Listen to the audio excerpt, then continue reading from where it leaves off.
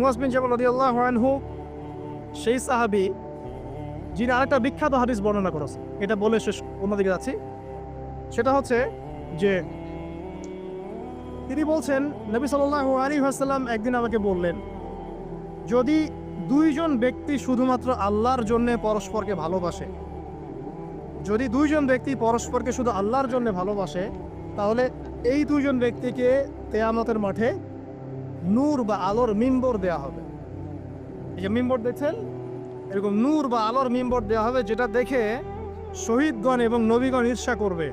কি আমলের কারণে তাকে এই মর্তবা দেওয়া হবে? আমলটা কিন্তু মনস্তাত্ত্বিক আমল, বাহ্যিক কোনো আমল না। কি আমল? আল্লাহর জন্যে একজন আরেকজনকে ভালোবাসে।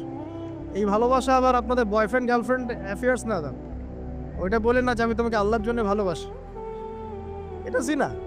আল্লাহর জন্য ভালোবাসা হালাল ভালোবাসা, যেটা বৈধ। দেখুন এখন